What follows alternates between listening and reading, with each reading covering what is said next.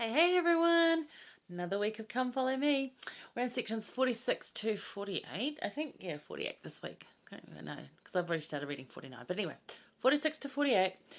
And these are kind of cool. 46 really goes quite well with section 50, which we're going to cover next week.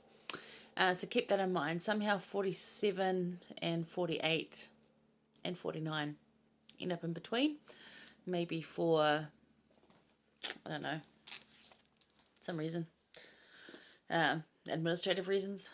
I don't know. Maybe it's what would happen, but 46 goes really well with 50. So, yeah, keep that in mind.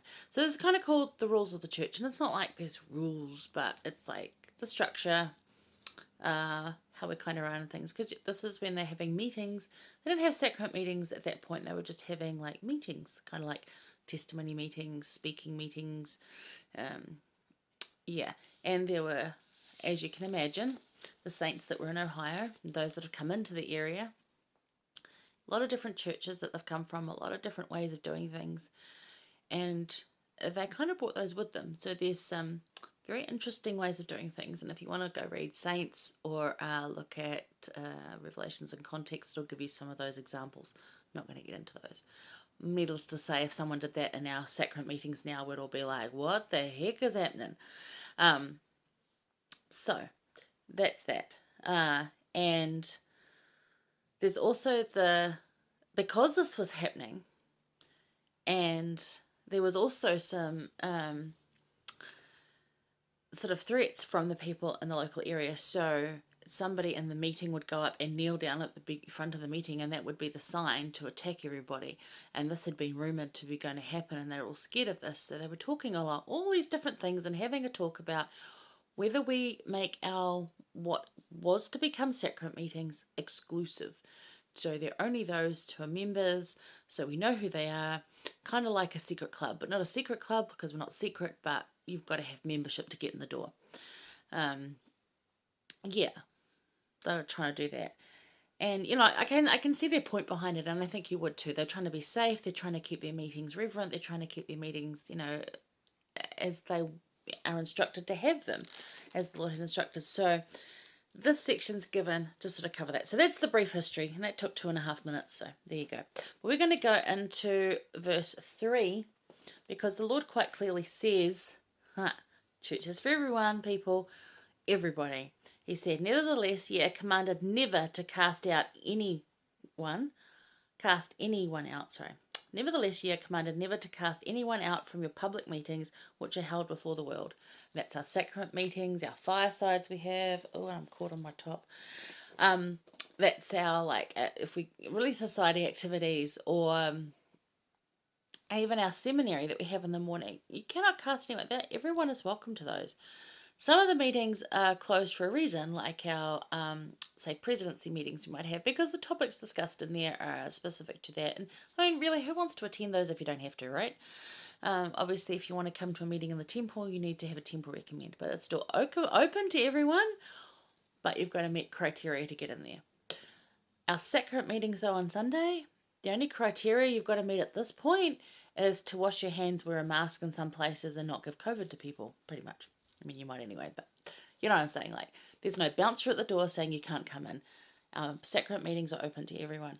So, I've just reiterated that at this time that this section's given, there was no format to meetings. There was no there was an opening prayer, but there was no set, opening hymns, sacrament like we have now.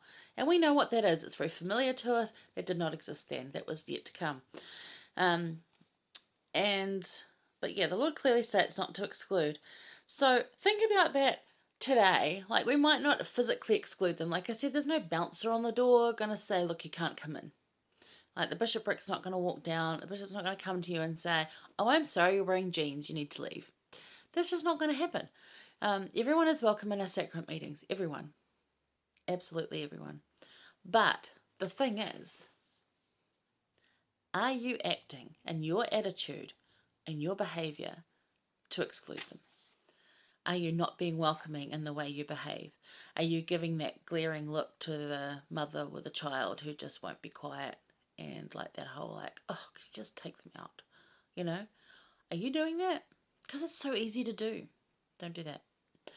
Um, are you like, having a judgment around that young man who doesn't wear a suit like the rest of them do and passing the sacrament with everyone, and you're like, we'd help him get a suit. Why don't he just get a suit?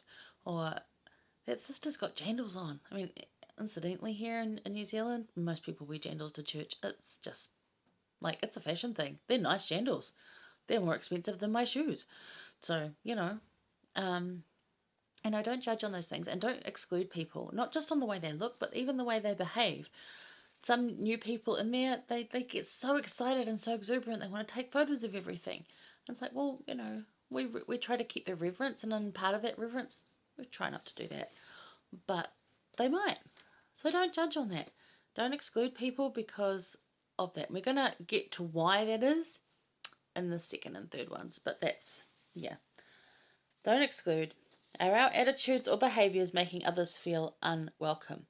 And we are all welcome at sacrament meetings. So if you're doing anything to make others feel unwelcome, maybe look at that and try and correct that, because it is really about loving them. It doesn't mean you have to go be their new best friend. Okay? You don't have to welcome them to live in your home and be with you 24/7. Just be kind. Genuinely kind. Not fake kind, genuinely kind. Alright. Elder Bedner, he said, ordinary people who faithfully, diligently, and consistently do simple things that are right before God will bring forth extraordinary results. Now, I chose that quote because you're thinking, well, that doesn't really go with us. But if you're one of these people that consistently do these things and work with someone who was maybe on the fringes, maybe on that excluded kind of boundary, because I've been there, my husband's been there, and bring them in, extraordinary things happen. Really does. They become more open. They just blossom. Okay? So think about that. Think about how you feel about that, and how you can be more welcoming. How you can actually, because especially after COVID, because we're all so closed and like into our bubbles, and we got really used to being insular. And that's just not how we are as a people of God. So think on that and what you can do this week, this Sunday, but before Sunday, to welcome someone in, to make them feel more a part of wherever you're meeting and however you're meeting. All right, catch you for number 2.